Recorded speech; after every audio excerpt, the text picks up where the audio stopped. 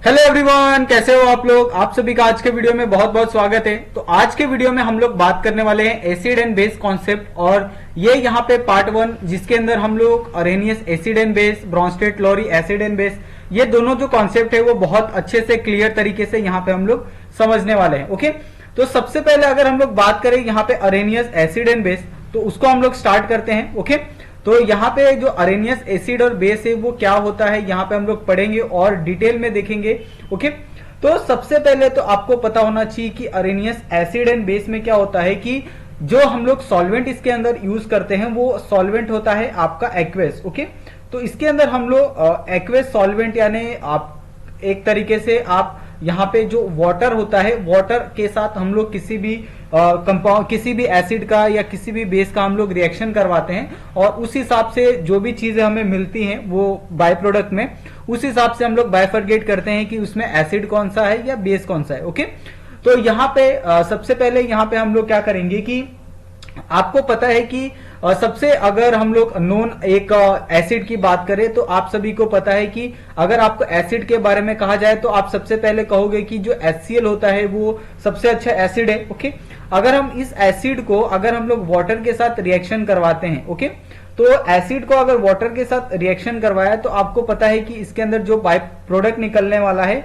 वो HO3+ निकलेगा और यहाँ पे निकलेगा Cl-। ओके, और अगर HO3 को अगर हम लोग वापस बाइफरगेट करें तो ये हो जाएगा H+ plus Cl- plus H2O। Okay, तो यहाँ पे आपका इस तरीके से दो लोन पेयर आ जाएंगे। तो यहाँ पे इस तरीके से आपका HCl को अगर हमने वाटर के साथ किसी भी एक्वस सॉल्वेंट के साथ रिएक्शन करवाए तो यहाँ पे आपको H+ Cl- प्लस H2O ये यहाँ पे कंपाउंड मिला। और आपको पता है कि जो अरेनियस एसिड होता है, अरेनियस एसिड का मतलब होता है कि H+ का निकलना। ओके, तो H+ अगर जिसमें से भी हम लोग निकालते हैं, ओके, उसको हम लोग बोलते हैं अरेनियस एसिड बोलते हैं। ओके, और आपको एक जो आप अगर आप लैब में हो या किसी भी लेबोरेटरी में अगर आप जाते हैं तो वहां पे आपने जो HCl की जो बॉटल होती है वो देखी होती है। ओके, यहाँ पे HCl की जो बॉटल होती है इस तरीके से होती है। ओके, और आप उस पे आपके जो टीचर्स होते हैं या फिर जो लैब के असिस्टेंट होते हैं वो सारे बोलते हैं कि आपको एसिड से क्या होना चाहिए, दूर रहना चाहिए, अवे फ्रॉम दिस। ओके, तो ऐसे क्यों बोलते हैं? क्योंकि एसिड जो होता है वो आपके स्किन के को, आपके हेल्थ, आपके बॉडी पार्ट्स को क्या होता है, हार्म कर सकता है। ओके, लेकिन आपको ये एक फैक्ट है वो जान के बहुत अजीब लगेगा कि जो HCl होता है वो HCl आपको रियल फॉर्म, गैस फॉर्म में मिलता है। ओके, आप वो कभी भी लिक्विड फॉर्म में आप नहीं देखते हो। जो 100% आपका कॉन्सेंट्रेटेड HCl होता है वो आपको हमेशा किसके फॉर्म में देखने को मिलता है, वो आपको हमेशा गैसियस फॉर्म में देखने के लिए मिलता है। ओके, और जो आपके बॉटल में जो HCl होता है उसको किस तरीके से यूज किया जाता है कि जो HCl जो गैस है, ओके, उसको हम लोग बहुत हाई प्रेशर पे H2O के अंदर डिजोल्व करते हैं with the high pressure. Okay, तो हाई प्रेशर के अंदर क्या करते हैं हम लोग, इसको इसके अंदर डिजोल्व करते हैं, और जो हमें HCl मिलता है, ओके, वो हम लोग क्या करते हैं यहाँ पे, और जो यूज होता है लैब के अंदर वो हम लोग क्या करते हैं इसके अंदर यूज करते हैं। ओके, और अगर हम लोग बात करें कि इसके कॉन्सेंट्रेशन की, ओके, तो सपोज ये आपका 100% कॉन्सेंट्रेशन है। ओके, और इसके अंदर आप अगर वाटर को मिक्स करते हो तो ऑफकोर्स इसका जो कॉन्सेंट्रेशन लेवल है वो ऑफकोर्स डिक्रीज होने वाला है। तो जो आपके लैब में जो आपका ये मिलता है HCl मिलता है वो आपका कितना होता है, अप्रोक्सीमेटली वो होता है 38%। ओके, तो 38% आपका क्या होता है, उसका कॉन्सेंट्रेशन होता है, वो भी 1 किलो के अंदर। ओके, कि HCl होता है, ओके, सॉरी HCl पर kg। तो ये आप इसको राइट कर ले कि आपका बॉटल जो होता है लैब के अंदर उसका कॉन्सेंट्रेशन कितना होता है, 38% ही होता है। ओके, उसके बाद यहाँ पे अगर हम लोग कुछ एप्लीकेशन की बात करें यहाँ पे अरेनियस की, ओके, तो बहुत ही कमाल के एप्लीकेशन है। चाहे अगर पहला एप्लीकेशन देखते हो कि no metallic oxide acidic in nature. Okay, तो कोई भी जो मेटेलिक ऑक्साइड है, तो कोई भी जो मेटेलिक ऑक्साइड है यहाँ पे वो एसिडिक नहीं होते हैं। Okay, acidic in nature. Okay, तो कोई भी यहाँ पे कोई भी जो मेटेलिक ऑक्साइड होते हैं वो कोई भी मेटालिक ऑक्साइड क्या होते हैं नेचर में एसिडिक नहीं होते हैं। ओके, तो ऐसा क्यों होता है कि आपको पता है कि अगर आप पीरियोडिक टेबल को देखते हो तो पीरियोडिक टेबल में ये आपका अल्कलाइन अर्थ मेटल, ये आपका ट्रांजिशन मेटल, ये आपका पी ब्लॉक मेटल। ओके, तो जितने भी यहाँ पे जो पी ब्लॉक मेटल होते हैं वो सारे क्या होते हैं, एसिडिक होते हैं। ओके, चाहे आप एग्जाम्पल ले लो CO2 की एग्जाम्पल ले लो, आप चाहे SO2 का एग्जाम्पल ले लो, आप चाहे SO3 का एग्जाम्पल ले लो, और उसके बाद NO2 का एग्जाम्पल ले लो, या फिर आप P4O10 का एग्जाम्पल ले लो। ये सारे क्या है, एसिडिक है। ओके, तो यहाँ पे जो नॉन मेटेलिक जितने भी ऑक्साइड होते हैं वो क्या होते हैं, एसिडिक इन नेचर होते हैं। ओके, तो अगर हम लोग क्या करें, इन नॉन मेटेलिक ऑक्साइड का अगर हम लोग रिएक्शन करवाते हैं, CO2 को अगर हम लोग वाटर के साथ रिएक्शन करवाते हैं, तो हमें पता है कि इसके साथ जो प्रोडक्ट फॉर्म होगा H2CO3 होगा, और ये आपका प्रोडक्ट होगा वो क्या है, कार्बोनिक एसिड है।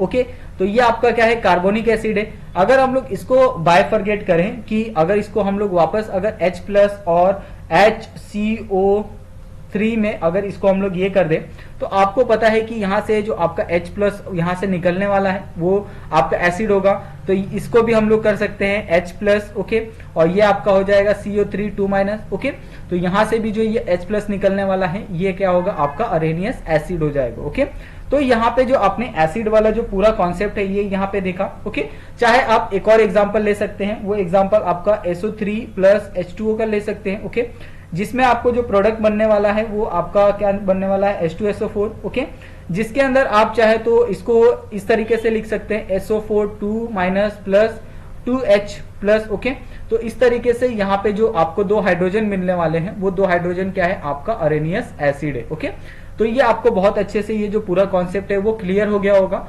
अगर हम लोग बात करें यहाँ पे अरेनियस बेस की, तो यहाँ पे अरेनियस बेस यहाँ पे हम लोग देखते हैं। ओके, तो अरेनियस बेस क्या होता है वो हम लोग देखते हैं। अगर सपोज कि हमारे पास जो मेटेलिक ऑक्साइड है, ओके, अगर हमारे पास जो मेटेलिक ऑक्साइड है, ओके, तो मेटेलिक ऑक्साइड में आपको पता है एसिड भी होते हैं और बेस भी होते हैं। तो मेटेलिक ऑक्साइड में अगर हम लोग सिंपल सा अगर हम लोग एग्जांपल ले लें यहाँ पे कैल्शियम ऑक्साइड का, ओके, और साथ में यहाँ पे ले ले NO2O का।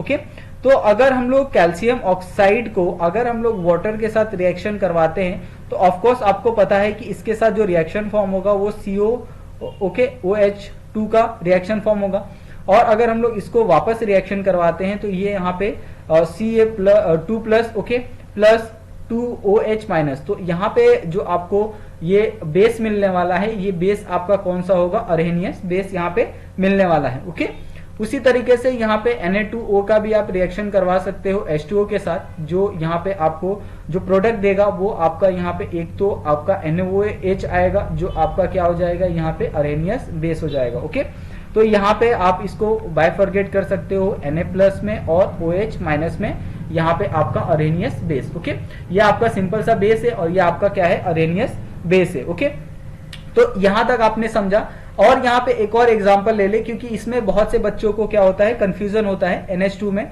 जो आपका हाइड्रोजन होता है, हाइड्रोजन के अंदर बहुत से बच्चे क्या हो जाते हैं, कंफ्यूज हो जाते हैं कि इसको किस तरीके से करना है। ओके, तो अगर सपोज इसके अंदर मैंने आपको सिंपली यहाँ पे वाटर मिक्स किया, तो ऑफकोर्स यहाँ पे अगर मैं वाटर मिक्स करता हूं तो जो मुझे प्रोडक्ट मिलने वाला है वो क्या होगा, यहाँ पे आपका N2H5। ओके, क्योंकि यहाँ पे दो हाइड्रोजन, यहाँ पे दो हाइड्रोजन 4, और यहाँ से एक हाइड्रोजन कितना हो गया, 5 हाइड्रोजन हो गया। ओके, और यहाँ से आपका क्या हो जाएगा, यहाँ से एक ऑक्सीजन, यहाँ से एक हाइड्रोजन, तो ये OH माइनस। तो यहाँ से भी आपको सिंपली यहाँ पे अरेनियस जो बेस है वो आपको यहाँ से मिलने वाला है। ओके, तो यहाँ तक आपको ये जो पूरा कॉन्सेप्ट है वो आपको क्लियर हो गया होगा। अगर नेक्स्ट यहाँ पे अगर हम लोग बात करें कि जो हमारा ब्रोंस्टेट है, ओके, तो ये ब्रोंस्टेट जो लॉरी एसिड एंड बेस है, वो लॉरी एसिड एंड बेस क्या होता है वो अभी हम लोग यहाँ पे पढ़ेंगे, क्योंकि हमने अरेनियस तो देखा लेकिन लॉरी एसिड और बेस के अंदर क्या फर्क होता है ये यहाँ पे देखेंगे। देन उसके बाद हम लोग अरेनियस एसिड एंड बेस और लॉरी ब्रोंस्टेट एसिड एंड बेस, उन दोनों में कंपैरिजन करेंगे एसिड और बेस में कि क्या उसमें सिमिलर दिखाई देता है। ओके, तो जो ब्रोंस्टेट लॉरी एसिड एंड बेस होता है, एसिड क्या करता है यार, सिंपली जो आपका H प्लस है वो उसको क्या करता है, एक्सेप्ट करता है। ओके, और जो बेस होता है वो सिंपली क्या करता है, उसको डोनेट करता है। ओके, तो ये आप ध्यान रखिए, आपको इतना ही अगर आप याद रखते हो आप किसी भी आपको कोई भी अगर केमिकल इक्वेशन दिया जाता है, ओके, तो आप उसके अंदर बता सकते हो कि वो एसिड डोनेट कर रहा है या एसिड एक्सेप्ट कर रहा है, ओके। क्योंकि आपको क्या देखना होता है, अगर आपने यहाँ पे ये लिखा है रिएक्शन लिखा है, रिएक्शन के अंदर आपको यहाँ पे पता है कि रिएक्शन से आपका जो भी प्रोडक्ट यहाँ पे आपको निकलने वाला है रिएक्टेंट से, ओके, तो रिएक्टेंट से जो भी आपको प्रोडक्ट निकलने वाला है, प्रोडक्ट के अंदर आपको चेक करना है कि रिएक्टेंट से क्या जो H+ है वो पास हो रहा है या यहाँ से डोनेट हो रहा है, ओके। तो उस हिसाब से आप बता सकते हो आसानी से कि उसके अंदर ब्रोंस्टेड एसिड है या ब्रोंस्टेड बेस है, ओके।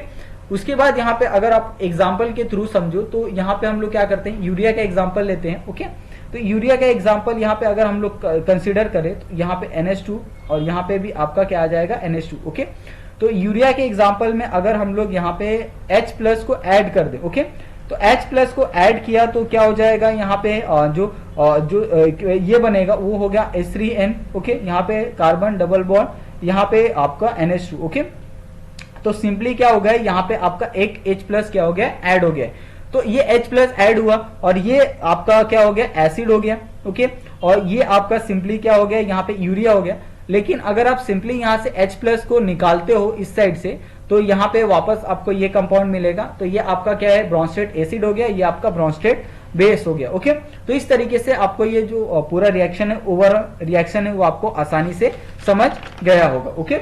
उसके बाद अगर हम लोग नेक्स्ट यहाँ पे अगर बात करें तो नेक्स्ट यहाँ पे अगर आप समझो कि अगर हम लोग यहाँ पे कंसीडर करते हैं HCl का एग्जांपल, क्योंकि HCl है, HCl में आपको जितने भी स्टूडेंट है उनको बहुत अच्छे से समझ में आता है पूरा कॉन्सेप्ट, ओके।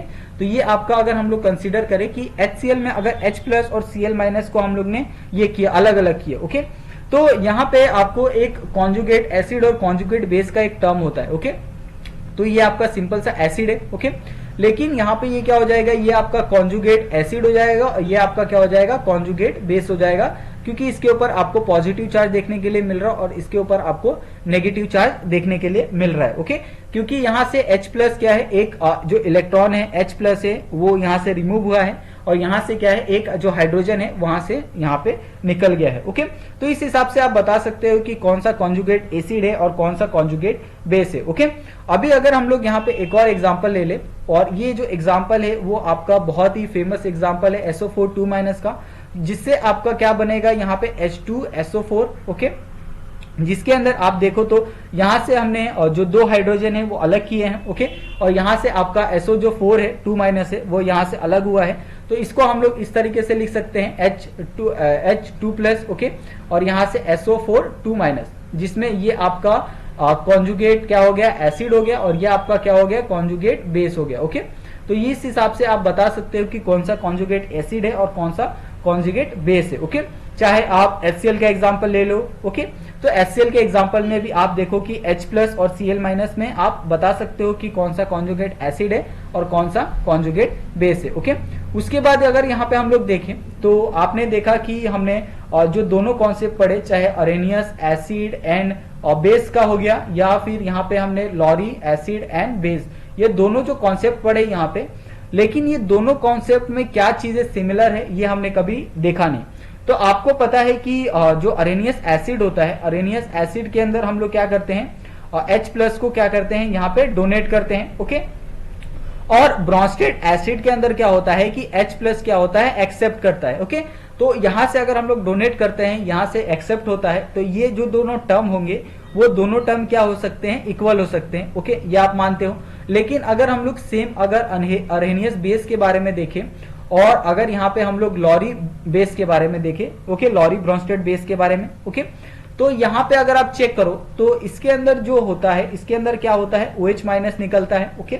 लेकिन इसके अंदर आप देखते हो तो इसके अंदर क्या होता है, H+ एक्सेप्ट करता है, ओके। सॉरी, यहाँ पे आपका डोनेट आएगा और यहाँ पे आपका एक्सेप्टर आएगा, ओके। तो ये दोनों क्या है, एक दूसरे को इक्वल नहीं होने वाले हैं, ओके।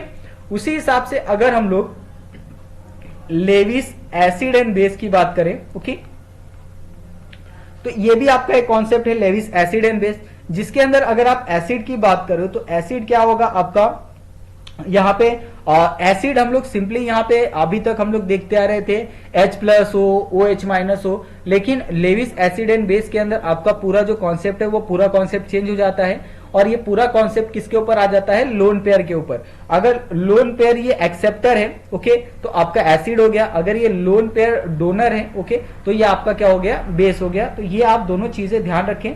और अगर इसका सिंपल सा एक एग्जांपल ले ले तो इस सिंपल एग्जांपल क्या हो सकता है, इसका BF3 हो सकता है और इसका क्या हो सकता है, NH3, जिसमें आपको नाइट्रोजन के ऊपर एक लोन पेयर देखने को मिलते हैं, ओके, जिसमें से हमने क्या किया, एक लोन पेयर डोनेट किया है, ओके।